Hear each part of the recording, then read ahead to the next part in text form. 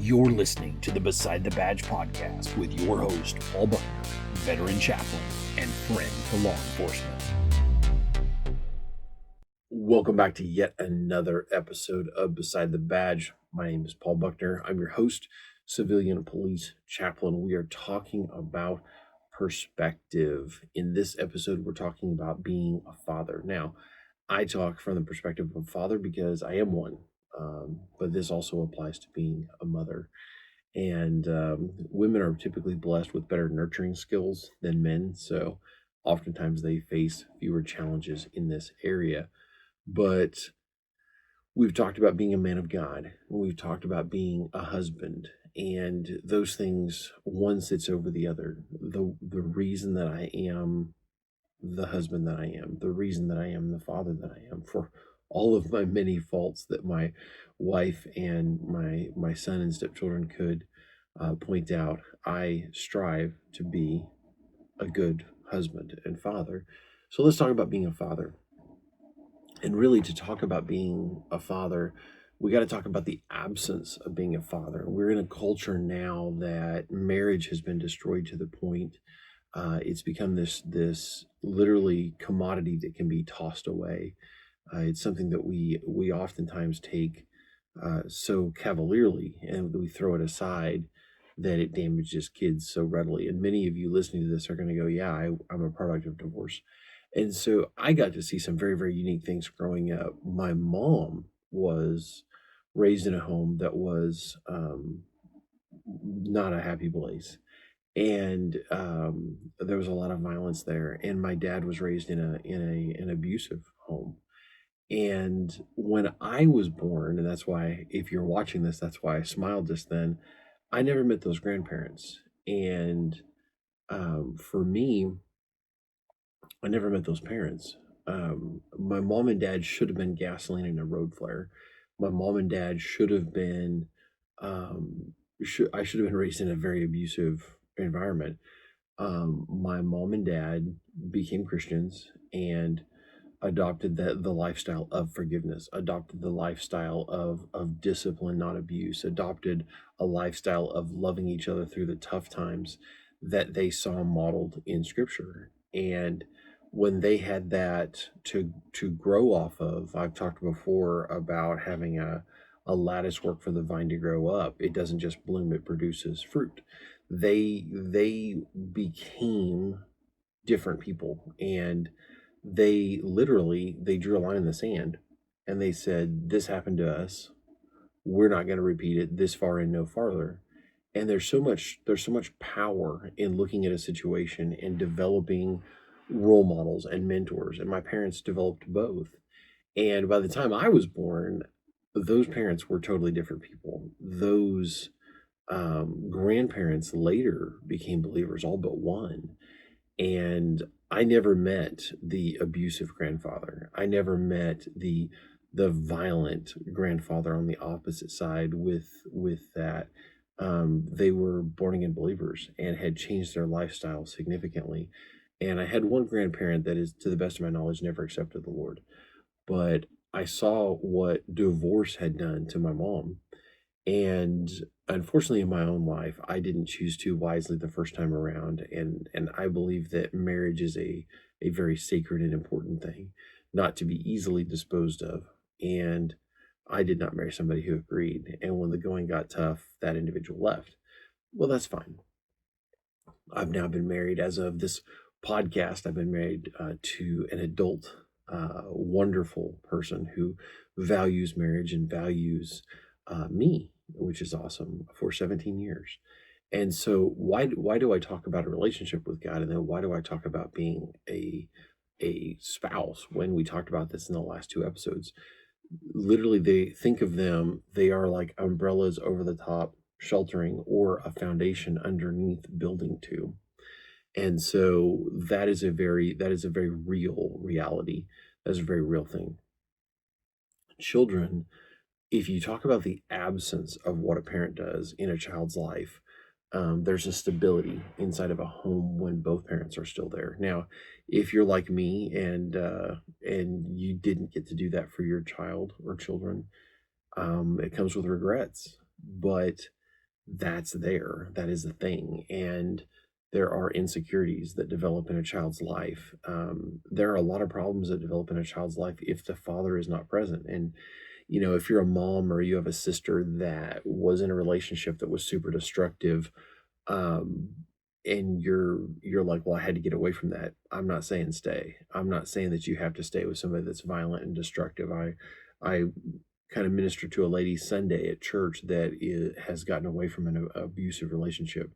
I'm gonna take a coffee sip break. Mm. And is still dealing with the guy, restraining orders and all. But the absence of a father in a child's life is uniquely felt. If you work with gang units in the inner city or sometimes in suburbia, there is an absence that gets filled in the lives of these young men, primarily, that they are looking for a father figure. Many underage girls go looking for relationships with young men and sometimes not so young men because of the absence of a father. And this is something that there is huge amounts of data to back these things up. The absence of a father in a child's life is incredibly destructive.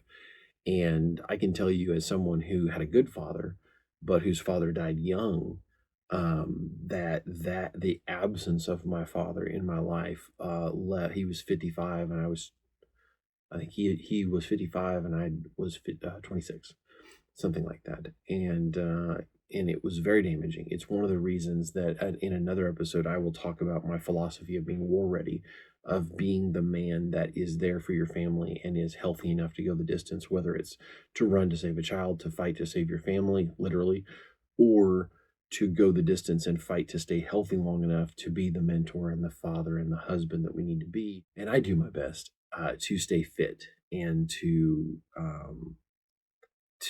be the father and the husband and go the distance. But developing, if you are a person who grew up without a father, a lot of times you're fearful. I had a conversation with a good friend recently in that regard. You're fearful of what it looks like to become a dad. You're like, I didn't get a very good blueprint to work off of. That's entirely fixable. My parents didn't. And by the grace of God, they raised children who love God and love their spouses. And both of my sisters have long time, lifetime marriages, and I'm glad that they chose more wisely than I did. But they love their spouses and they're going the distance. Then you've got so talking to just now people who grew up without a father figure, um, developing relationships with people that can be mentors and role models. My mom did this. She had a family friend, someone that started off as a piano teacher to my sisters, and they developed a mother daughter relationship. And they became very, very close. And my mom was blessed by the friendship. My sisters were blessed by the piano lessons. And that friendship was something that lasted until the woman passed away. Long after the piano lessons, that friendship lasted. Mentors are something, and even sometimes surrogate parents, as it were, people that will fill that role. And I have several men in my life that are wonderful role models of what a father looks like. I have several men in my life that are wonderful spiritual role models that I listen to and maybe even unconsciously model aspects of my life about. And I have role models in my life that are some of the nicest, most dangerous men you'll ever meet. They are warriors. They are good with their hands. They're good with a knife. They're good with a gun. They're good strategically thinking, tactically, and they're believers. They are Christian men, and those mentors have greatly impacted my life. And I will tell you, I even have a couple of people that I consider mentors in aspects of my life that are younger than me. And I think a lot of times as men, it's hard to humble ourselves and be like, hey, this person is ahead of me on this journey. Well, crud, he's 10 years younger than me. But that's true, it happens. And so finding people that we can be mentored by, that have happy families, healthy relationships. You look around your environment, and if you don't find it, you need to. Um, Too many times, and this is a shameful thing. I don't understand this because of the way I'm wired, because of the way I was raised. Men run away from the responsibility of being a father, whether they do so in the very home that they live with their children, and they are pathetic dads, or and sometimes I think they just don't know how. But the ones that really bother me are the dads that run away and never spend any time with their kids. Um, and those kids have every right to hate them. I have friends that didn't ever meet their dad until they were, adults. And then they met their dad and went, I can totally see why mom didn't want you around. And it has left a lasting mark on their lives. They're good people and they're close friends of mine, but it has left lasting marks on their lives. Um, Separately, I have friends who do not want to be parents because of their dad or their mom, because their dad or mom was so terrible. Again, role models, and healthy relationships and forgiveness can go a long ways. Um, I also have seen men completely run away and never have any contact with their kids, and that's where I was also going with that. I talked to a friend of mine that we're not friends anymore. He was very angry with me at the time, but his soon to be ex decided that she was going to move from one side of the state to the other, literally, and that she was going to take his children, a couple of children, obviously with her, and she could legally do that. And she was going to go to the exact opposite corner of the state, as far away from him as she could get. And from everything that I know, he was not abusive. Now, if he was, shame on him. But from everything that I know, it was more her than him. That said, he decided to move out of state and work for a relative for cash, not pay child support, shame on him, not help his kids out, not be there for his children to grow up. And these two sons, it broke my heart because I was not allowed, and it's going to get me emotional. I was not allowed to be the full time in home father that I wanted to be. And I'm going to take a coffee sip break. I was not allowed to be the dad that I wanted to be to my son, who's now in his 20s. And I can tell you that in that moment, talking to my friend, I said, listen, I need to tell you something that you're not going to want to hear. And I said, one day your sons are going to come and find you, and they're going to tell you, you were never there for me. I hate you, and I hope you die. And I've heard that story several times from different people that have done it, or have wanted to do it. And I said, and they'll have every right to do it because you won't have been there for them. And he's like, well, she doesn't want me around. Who cares? If these are your children, you do what it takes. You're a single guy. Move to that corner of the state, get a job, live 40 minutes away from her. But you pay your child support, pick up your kids on your weekends. Don't be a piece of crap dad. And I saw this. Like I had a lady tell me one day, I've got a background in IT, and I was fixing her computer, and we were sitting there, and I don't even remember what environment I was in. It was some kind of an office complex, and she was talking about her kids and you know how you do, and I was talking about my son, and when she found out that I picked up my son every weekend, that I asked for extra time with him in the summers and during the week, that I always volunteered to be a babysitter, because I love my kid, and I wanted to be the kind of dad that I had. I wanted to be better. My parents kind of taught me that you're going to see an example that we give you that's going to be a pretty good example, but your job's to do it just a little bit better. And I don't know that they ever said that out loud, but that was what I got out of it as a kid, and I learned a lot. And so, having learned these things, I wanted to pass them on, and I wasn't allowed to be a full-time in-home dad. And so she turned to me when she'd listened to all the things that I did. I did assistant coaching for my son's soccer team, and there were times that I was in his town, 5 nights a week, 45 minutes, an hour from my house, at times 2 hours from my house, depending on where she'd moved. Um, Most of the time, I saw him 2 to 3 times a week, um, especially during sports times, because it gave me extra time, and it wasn't always easy to get that time, but I was there for him, and he I don't know if he is old enough yet to consciously realize what I poured into him and the sacrifice. I drove over dog tired, getting over being sick. I stood outside in the rain and the wind and the cold and the heat and had to just about wet my pants sometimes standing outside waiting on his stuff to get together so that I could be there for my son. I drove, I mean, just so unbelievably tired before and spent that time with him because he was my son. I remember one night I was so unbelievably tired um and I said, I called him. I said, "Hey son, I want to come over tonight, but I am so tired. It's been a huge day. Can I work out with your mom for to change nights?" And he's like, "No, Dad, I really want to see you. I really need to see you." And I'm like, "Okay, I'm on my way." And it's getting me emotional to even think about it. So this lady turns to me and she's like, "Wow, you're the perfect ex-husband." And or she's something like that. It's like, "Wow, you're like the perfect ex-husband," or whatever. And you're like the ex-husband every woman would want. And I'm thinking to myself, ugh, I would much rather be the man that a woman would want to be married to than the perfect ex-husband. And so fortunately, my wife thinks that I make a pretty decent husband, or she hadn't got rid of me yet. So on that note, let's take a quick sponsor break, and we'll come back and talk more about being a father.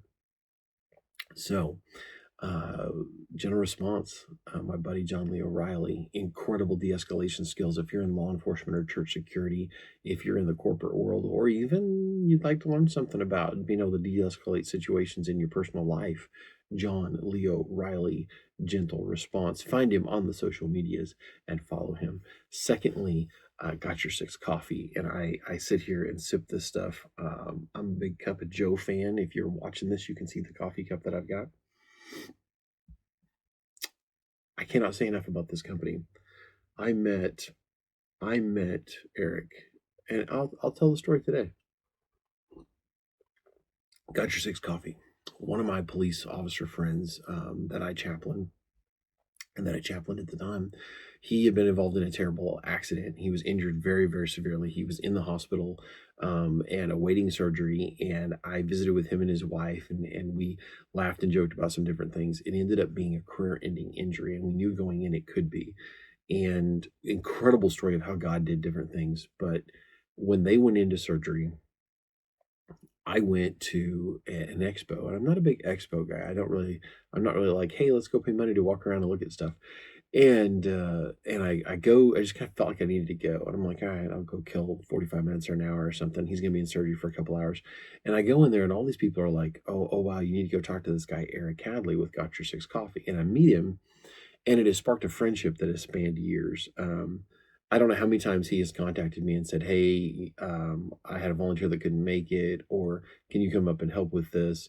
Or "Hey, let's just talk." And we have become friends, and we discovered standing on this enormous concrete floor in the middle of this expo that we're on the same mission. And I was like, dude, we're the same tribe. I mean, he's my brother, and his mission is taking coffee that I forget, it's like 80, he could tell you right now, 83 million Americans drink coffee every morning or something like that. And I drink more than one cup, but a huge number of Americans drink coffee every day. And he uses that to take care of people who don a uniform of service, as he says. It's service to those who serve. And I have seen people put through training. I have seen people taken on holiday, as my British friends would say. I've seen people who their lives have been changed because of donations made. Kids have gone to camp that are children of law enforcement or military. I've seen, I can't even begin to tell you how many things I've seen. And Eric is just one of those guys that would give you the shirt off his back. And I have slept on his couch many times and gone on road trips with him. I've ridden, driven up there and parked my vehicle sometimes for days and ridden with him to events and helped him to get the message out about brewing better days, about using coffee and the proceeds from that coffee to change lives. And I have seen him pinch pennies to make sure that the lion's share of that cup of coffee that he just served, that bag of coffee he just sold, that that subscription, that lifetime, I'm a founding member in his company, that the proceeds from that go to the right people to help and protect them. Seriously, got your sixth coffee. He's not just one of my sponsors, he's one of my friends. When I offered him an opportunity to be one of the sponsors of my podcast, he jumped at it because we're brothers and we're on the same mission. And Matt Combs, Shield Force International, incredible guy, and he's one of these guys that's younger than me that is really squared away, has a heart to protect and a heart to help, and he's also extremely good at what he does. And I have taken knife defense classes from him, everything from church security, which he's very high speed. He's run alongside tier one operators, and he also has an incredible training background and can train. Some people go and learn, but they can't teach. And Matt Combs with Shield Force International can absolutely teach. I've recommended him to female friends who have dealt with stalkers and dangerous situations because he teaches situational awareness and how to protect yourself as a lady. And he even teaches a realtor safety course. But he also teaches surviving the ambush and all of the. I mean, I can't even begin to tell you how many different things he teaches. Matt Combs, Shield Force International. So back to talking about being a father. And a lot of being a father is showing a young man how to love a young woman. A lot of being a father is showing a young woman how to be loved. And I had a lady tell me one time that she's like, I ruined about 6 guys, and if I could find them, I would apologize to them. And I'm like, wow. And so I'm just listening, and she says, I was raised in a really, really abusive household. And she said, like, when I was a girl, my mom would pick at my dad until he would hit her, and then she'd go make him dinner. So obviously, her mom had been raised in a really abusive environment, or at least had something very broken about her personality. And she said, so I would be with a guy, and once I decided that he was somebody I might want to spend some time with, I would start pushing at him and picking at him and like physically poking at him, verbally and emotionally picking at him until he did one of two things. I would keep it up until he would hit me or he would leave me. And I was floored when she said that. It just broke my heart. And she said, that was my normal. And I know of another lady, a friend of mine and a mentor told me this story, but she was in a relationship with a guy and they got into an argument at his apartment, and she literally went to his cabinet and began to throw everything but the kitchen sink at him. And when they were finally able to get the situation calmed down, um she's like, well, that's what you do when you have an argument. And then he's like, no, no, no, go ask all of your friends. And then she realized she, as a 20 something in college, had been raised in an incredibly volatile, incredibly abusive environment. And the reason I share these two stories is, and you guys listening may have your own pain and your own things you've dealt with. These are the realities of growing up in abusive and destructive environments. And if you're a father, a mother, and you're in a relationship that you can learn each other, cannot highly recommend Laugh Your Way to a Better Marriage by Mark Gungor. Please consider doing so, because you don't get to pick your child's stepdad or stepmom. Your ex does. And they may do so based on their hatred of you. I have a friend that I told him some of my tales of woe from being divorced, and of all of the different things that went with it, future step siblings that my son had to deal with, or boyfriends that were around his mom or whatever. You don't get to pick who the next person is that your ex marries. And there are abusive men that will hit your child or sexually assault your child. There, you're opening a whole new world when you walk out that door. And I'm not saying stay if it's terrible. That's between you and God. But I can tell you that I saw a lot of things happen in that environment, and it's not, a lot of it's not good. I don't know how to say it. It's just not good. I've seen that destructiveness. And so I was telling this to a friend of mine, and he's like, wow, I think I needed to hear that. And I told him, I said, you're going to have, that's part of what resonated with him. I said, your ex may decide that your child is going to have to call her new boyfriend or husband dad. And I saw him clench his jaw. I said, that's going to be the guy that coaches your son's team, or is out there playing catch in the yard.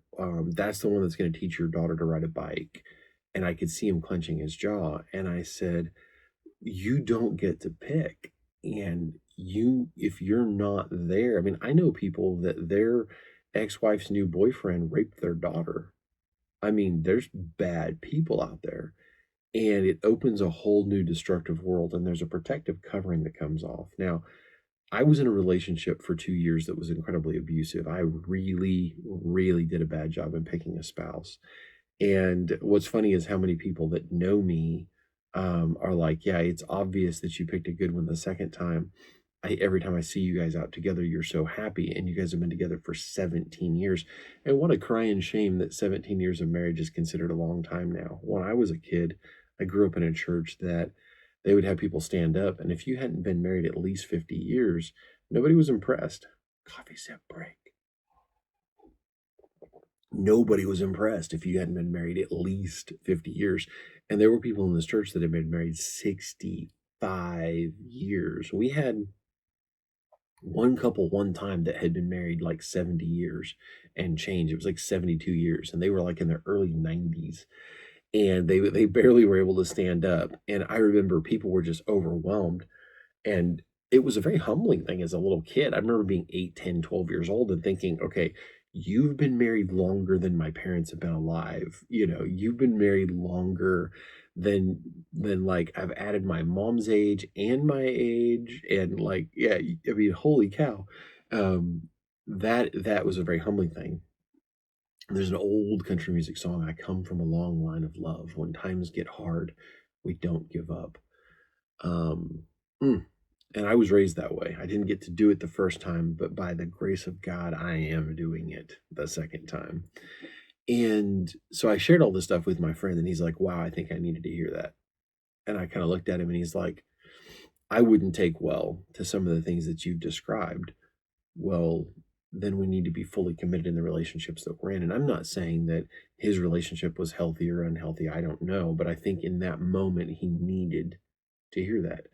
And if we want to show our kids that marriage is not a thing to be entered into trivially, it's not a thing to be entered into, relationships are not a thing to be entered into casually, then we should probably do a good job ourselves. And I have friends who have had children with women who are absolutely awful. I had a conversation with a man whose wife cheated on him with a guy she met in a bar, and she was fooling around in him with the truck, in his truck in the parking lot with her children standing outside, his children, my friend's children standing outside the truck. Who we enter into relationships with matters. We're building a foundation, and if you've ever, like a diving board for your kids to spring off of, we are building a foundation for our kids to launch their lives off of. So we should probably choose wisely. And if we think that we're going to start a relationship with somebody in the sack, and it's going to be this incredible relationship, who you spend the rest of your life with should not be based on the bedroom solely. Matter of fact, it shouldn't be based on the bedroom. Um, I'm just going to say it. There's a model that we were taught in scripture that I have done my best to live, and that is that you're not out there playing the field. It's quality over quantity, and you're looking for someone who has all of these characteristics. Um, all of these characteristics. It would kind of be like picking a house solely based on the bed to sleep in.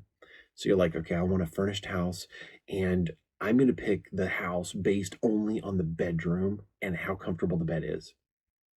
Not based on does the house leak, not based on is the foundation shifting, not based on is it in Tornado Alley, not based on the fact is it in a gang neighborhood, and there's firefights that rage outside, not based on the fact that a serial killer lives in the next bedroom over.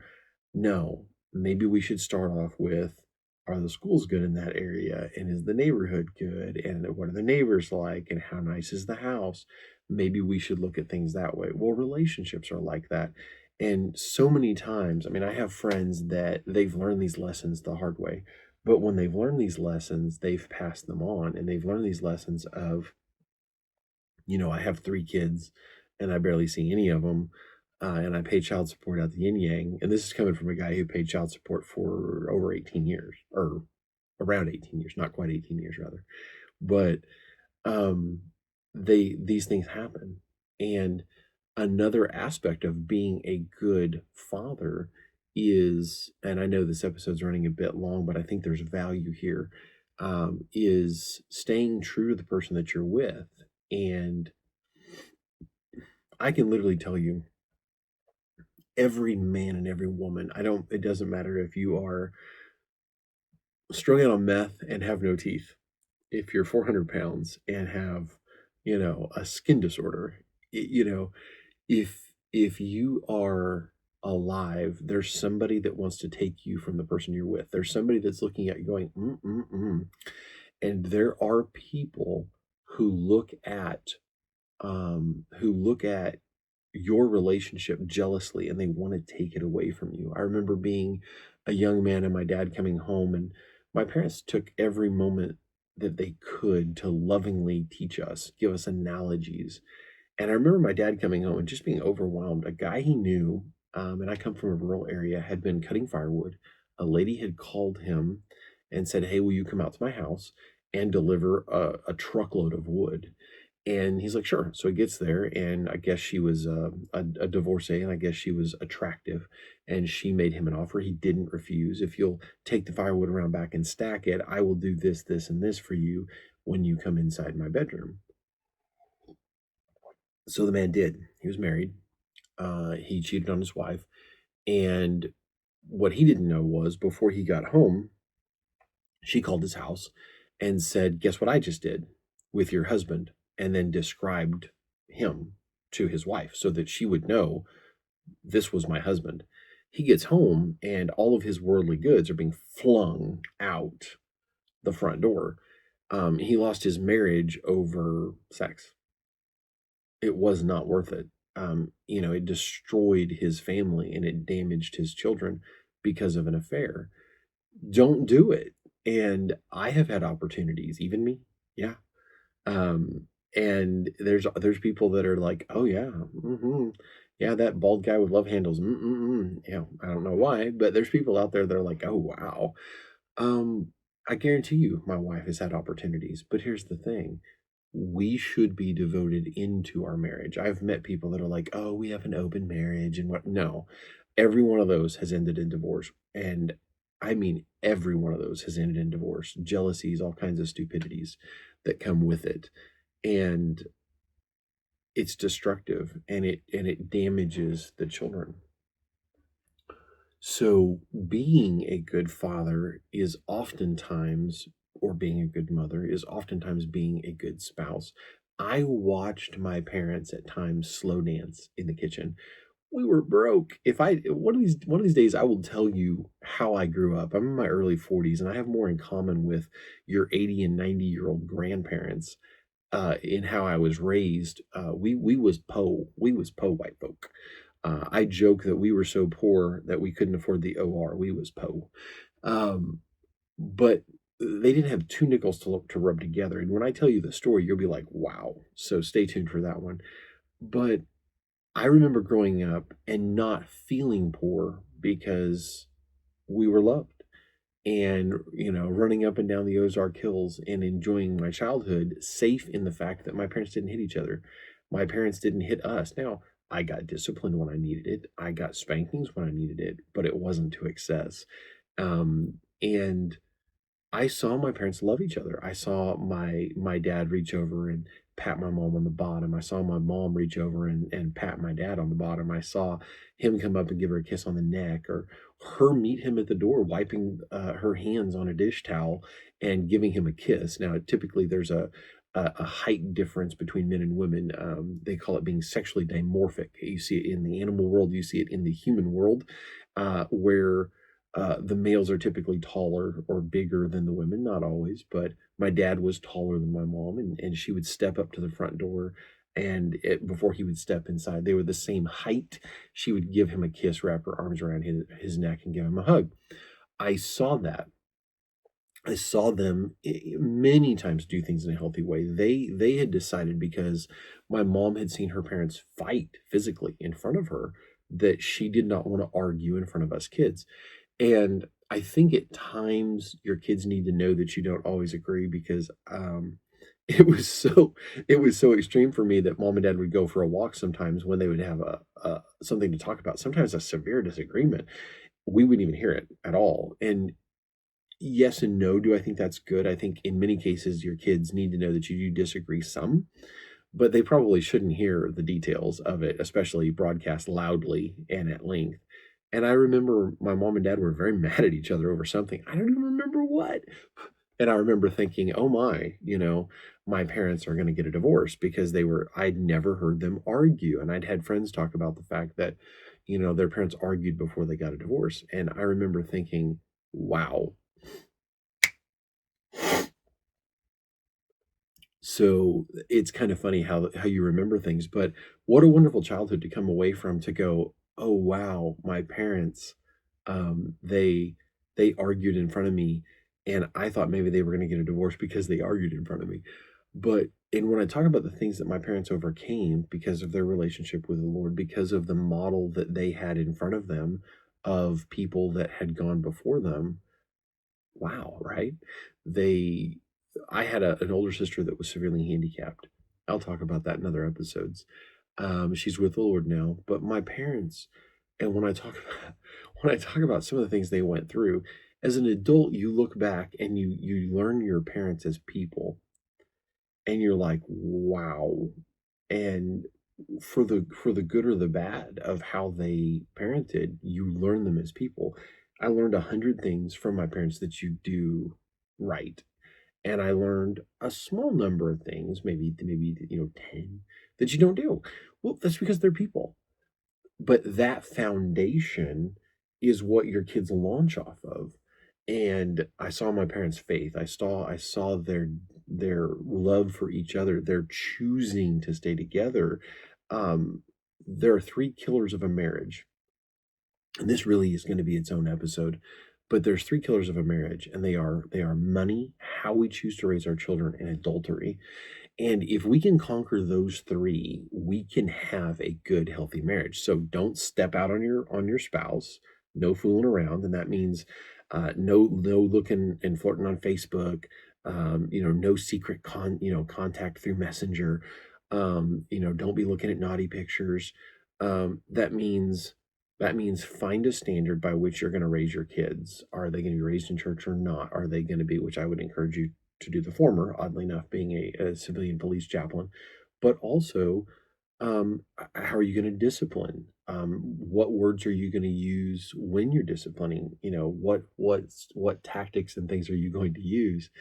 And then finances. And I'm a Dave Ramseyite. I have learned a lot from Dave Ramsey. I'm not an absolutely perfectly strict adherent to his teachings, but I'm 42 and I have my truck for debt. By the grace of God, our house is paid off, our property's paid off, and we've paid off different vehicles over the years, and I have very little to worry about in that regard, which actually opens me up for more freedom. And there's definitely a lot more peace in my marriage. Arguing that is caused by finances is huge, and making financial decisions without our spouse's input, making selfish decisions without our spouse's input is huge. I almost could have broken this episode into two. I realize now, talking about being a father, another aspect of being a father or a mother to our kids is, it isn't what we give them, it's like physically, it's what we give them intellectually. I read to my son even when he was in the womb with his mom when she and I were married. I read to my son his entire childhood. And I remember when he was about 3, and I'll tell you this story and then I'll wrap up and pray us out. but I taught him to work. And I didn't set out to teach my son to work at 3 years old, but he came to me and he's like, "I want a dollar." And he's got his hand down. He's like, "Daddy, I want a dollar." I'm gonna take a coffee sip break. So he turns around, he's like, "Daddy, I want a dollar." I don't just give my son a dollar. And I said, son, I'm not just gonna give you a dollar. I'm like, no. And he's like, well, mama gives me a dollar whenever I want one. And my grandma and grandpa do, and my aunt does, and whatever, whatever in that family circle. And I'm like, okay. I said, son, I'm not just gonna give you a dollar. He's like, he's very upset with me. And of course he's 3, going on 4. And I said, "Why do you want a dollar?" And I was trying to figure out a way to make this a fun teaching moment, something healthy. And so he says, "I want a Hot Wheel." And at that point, he lived for Hot Wheels. That was his thing. I said, "Okay." I said, "If you want to work for a dollar," and at that age, a dollar bill didn't have the allure of a bright, shiny quarter. But I didn't cheat him. I didn't short him. I laid out like 4 brand new, bright, shiny quarters. And I said, "I will give you a dollar for every one of these buckets you fill with rocks." And we were out in the barnyard. And if I've never talked about it, my kids got to be raised on a ranch. So outside of town, over 60 acres, and they got to ride horses and different things growing up. Pretty healthy environment. They got to see animals born, and they got to see animals die. And I think that's a healthy part of a childhood. If you're in your 20s and you experience the death of something for the first time, I don't know what that's like because I was raised around animals and different things, and I got to see what death and life was like. I attended funerals as a kid, but I take my son out in the barnyard, and I had like a grain bucket, and it was like a rubberized bucket, had a handle on it, and I set it down, and I said, and I got to looking and thinking about it, and I showed him what I wanted him to do, and here in the Ozarks, we have a lot of rocks. So if you're from an area that is mostly dirt, wow, what that must be like, I don't know. I know people that talk about digging a hole to put a post in and they have to put massive amounts of concrete in because it'll just fall over. What that must be like. I dug a hole once in Florida. That was pretty cool. It was all sand and it kept filling itself back in. I come from the Ozarks. We have a joke here that there's not a single rock in my area in the Ozarks. They're all married with grandchildren.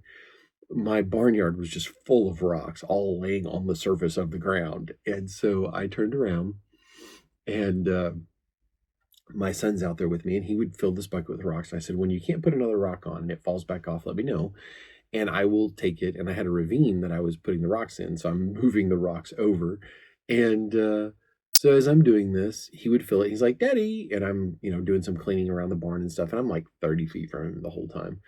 And like, "All right, son." And so I would pay him. Well, he would put it in his pockets, and he was so happy. And I figured he would do this 1 or 2 times. He made $5 that afternoon. He exhausted himself. His choice. And I'm like, wow, he learned to work and he learned to appreciate the value of a dollar because I take him back to his mom and he had me carry the money up. And this is something $5 and quarters will close to fill my hands. He couldn't carry $5 worth of quarters at that age. He was, he's a little kid.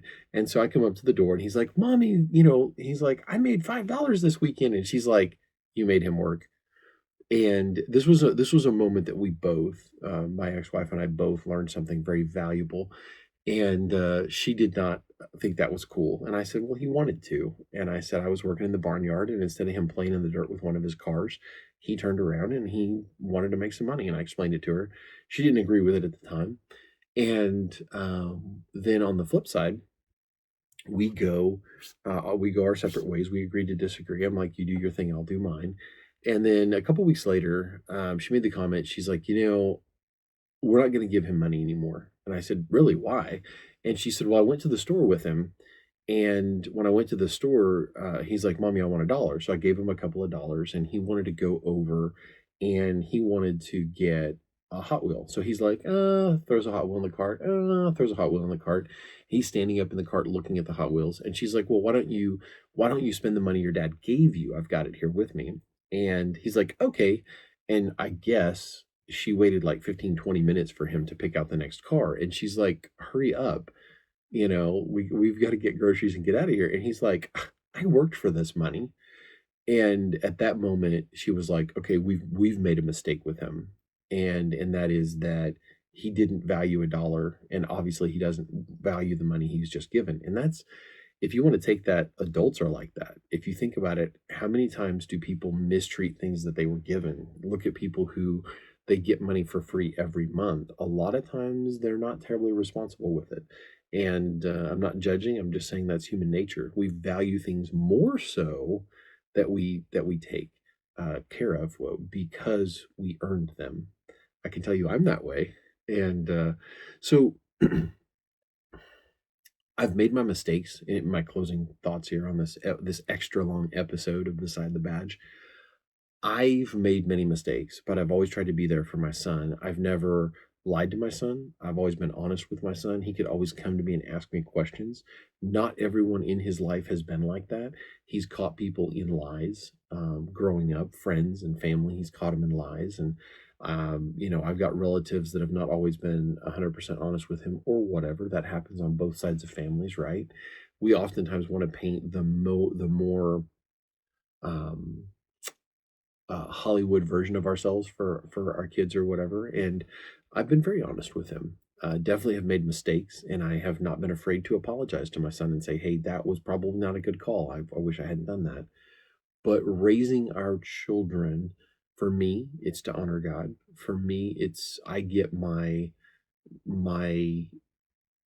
life guidance, and a lot of my friendships come from being in church. I get a lot of what I live for, my standards, and the things that I hold dear come from my relationship with God.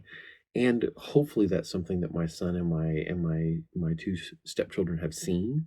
Hopefully those are things that they take with them. But I can tell you, I've looked into the lives of friends and family who have not had a father there. And if you've been around law enforcement very long, you've seen the destructive power that happens in people's lives when they don't have a father figure. And if you grew up without it, whether you realize it 100% or not, it affected you. And I, to this day, do positive things with my wife because of the things I saw my parents do. And there were things that I saw that didn't go well, that mistakes that were made that I don't do, because I saw the good and the bad, the healthy and the destructive of those things. So I'm going to pray us out. That is a touch and a thought on being a godly, a good father. Our children shouldn't go, yeah, my dad was a cop, my mom was a cop, and I don't ever want anything to do with anything like that, and I don't want anything to do with them because they were an alcoholic or they were a terrible person to be around. They beat on each other, they beat on me. We shouldn't come from that. And if we did, we can draw a line in the sand. We can forgive because that's super, super healthy to forgive. We have to, in order to be fully productive human beings, we have to forgive. Super hard to do, super important. But we can draw a line in the sand and say, this far, no farther. I'm not going to repeat these mistakes. If you come from 3 generations deep of alcoholism, 3 generations deep of whatever, of physical domestic abuse or whatever, or just verbal psychological abuse. I've met people that were raised their entire lives with their parents calling them stupid. And oftentimes it has damaged them into adulthood. They're going to have to forgive, recognize what happened, and learn healthy ways of communicating. So God bless you. I'm going to pray us out, and I'm looking forward to sitting down and recording the next episode for you, which is called Brothers Keeper, and keeping things and our priorities in order. So, dear Heavenly Father, I thank you for every man and every woman who is listening to this broadcast. Lord God, I thank you for the opportunity to speak into their lives. I pray that my words were your words and that they would reach people to go, you know what, you're right. I want to be the best husband, the best father, the best mother, the best wife that I can be. And Lord God, I lift them up to you. I ask that you would protect them, guide them, not only closer to you, but keep them supernaturally protected. Lord God, as always, that you would bend the bullets around them, that you would allow them to see that protection that you're providing them, Lord God, and that when the bad guy runs at them, lunges at them with a knife, that the bad guy would stumble, the bad guy would fall, that you would protect them supernaturally, Lord God, especially right now. with the volatile nature of things in our country. I lift them up to you in the one name that makes it so. In your Son, Jesus' name, amen. Guys, I will see you next time. Thank you for listening to the Beside the Badge podcast. Stay safe out there and be sure to subscribe and share this podcast.